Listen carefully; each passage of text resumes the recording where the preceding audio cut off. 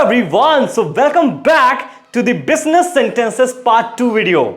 So in part 1 we have already seen how we can have the polite request sentences, right?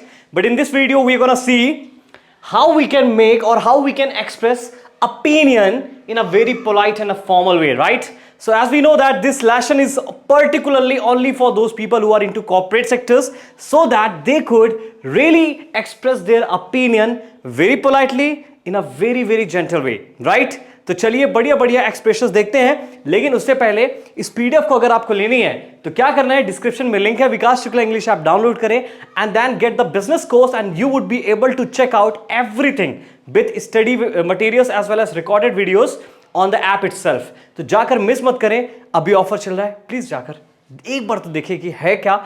Believe me guys, you're gonna see amazing changes in your communication once you start taking the lessons from the app itself. 100%. आइए देखते हैं. So, how to express opinions in English, ठीक है? So, the first expression is I think that. देखिए ये बहुत ही normal way होता है, तो आप बहुत पोलाइट तो नहीं हो रहे हैं, बट सिंपल वे में आप बोल रहे हैं. एग्जाम्पल देखें, I think that the law should be changed. Simple. I think that the law should be changed. या आप कह सकते हैं I feel that, और या फिर सिंपल I feel कॉमा डाल के बता दीजिए. एग्जाम्पल देखें, I feel that he is too old for the job. बहुत ही ओल्ड हो चुका है, right? So in a very gentle way of saying, but again this is pretty common.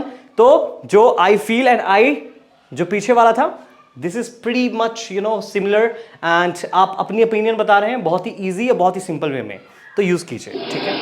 लेकिन आई बिलीव भी एकदम सेम है, तो मैं इसको ज़्यादातर यूज़ नहीं करता हूं क्योंकि ये थोड़ा सा मुझे उतना सही नहीं लगता है, but I feel is okay enough, ठीक है? देखिए, तो आप बोलेंगे I believe that it is wrong to kill animals, ठीक है? अब आ जाते हैं थोड़ा ज़्यादा पोलाइट वाले सेंटेंसेस में, ठीक है? As far as I am concerned, a very cool and very amazing one. I 100% use this guys in most of my sentences. जब मैं ओपिनियन को एक्सप्रेस करता हूं, पहली चीज तो एक चीज और इंपॉर्टेंट है कि आपको ओपिनियन नहीं बोलना, it's opinion. Opinion, okay? So आ वाली साउंड आती है, ना कि ओ, ठीक है? Example, as far as I am concerned, जहां तक मेरा सवाल है. As far as I am concern, concern means जहां तक मुझे पता है या मैं जानता हूं या मेरा जो थॉट है इस चीज के बारे में, I prefer tea to coffee.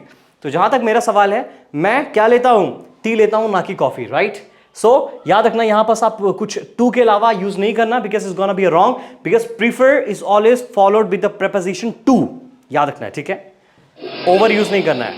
It seems to मी, मुझे लगता है ऐसा. So you are expressing your opinion. अच्छा है, it seems to me that use कर लीजिए. For example, it seems to me that there are only 2 real choices. 2 ही real choices है, बाकी उसके अलावा कोई भी रियल चॉइसेस नहीं है, ठीक है? Okay, next one. If you ask me, अगर आप मुझसे पूछते हैं तो ये अच्छा है, जब आपसे कोई पूछता है तो आप ऐसे बोलिए. इफ यू आस्क मी, तो आप अपना एक्सप्रेस कीजिए अपना ओपिनियन, ठीक है? They should punish the kids. If you ask me, they should punish the kids. वो सभी किड्स को पनिश करें, right? Next one, well in my opinion, right? या फिर हम बोलते हैं from my point of view, exactly, या इन माई व्यू. कैसे भी आप बोल लीजिए, सभी सेंटेंस का मतलब लगभग सेम है, सेम पोलाइटनेस है, तो आप जैसे आपका मन वैसे बोलिए. In my opinion he is mistaken, शायद उससे गलती हो गई है. इन माई ओपिनियन, मुझे ऐसा लगता है, right? So kind of very formal one, use it guys, alright? The way I see it. So ये आप बता रहे हैं कि the way I see it, जो मुझे लगता है, right? The way I see it, the way I see it, they should stop complaining. उनको कंप्लेन करना बंद कर देना चाहिए, है कि नहीं? आइए नेक्स्ट है, personally. This is a very cool and lovely one. I use it personally. See, I use it personally, ठीक है? जो मुझे लगता है. Personally I prefer tea to coffee, है ना? वैसे भी बोल सकते थे आप, ऐसे भी बोल सकते हैं, ठीक है? As far as I am concern, याद है? Okay, according to someone. Well, why did I write here according to someone? Well, you cannot express your thought by according to me, because most of people are doing the same thing. However, according to me थोड़ा सा वो found होता है, you are just being a little egoistic, like ये उस पे suit करता है, the one who is having a very authority, kind of like prime minister and all, according to me. तो आप प्लीज इसका यूज बल्कि ना ही करें ऑल टाइम, ठीक है? बाकी आप ये कह सकते हैं according to him, according to her, according to Ram, whatever, right?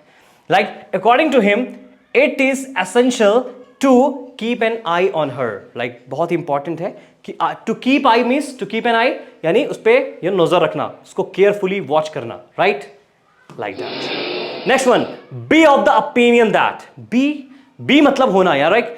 तो ये बी क्या है, बी वर्ब्स है, जैसे कि आई एम, राइट, सो या फिर ही इज, दे आर, ऐसे वाले वर्ब्स, ठीक है, इज एम आर खासकर प्रेजेंट के लिए, पास्ट के लिए वॉज वर।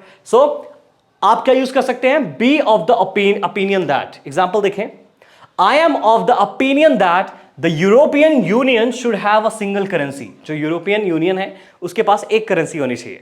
तो ये बहुत ही एडवांस सुनाई देता है और काफी प्यारा भी लगता है, तो प्लीज इसका यूज कर सकते हैं आप सभी लोग, ठीक है। Alright guys, so these were 13 expressions that I told you in order to express your opinion very politely and very amazing, in amazing style, right?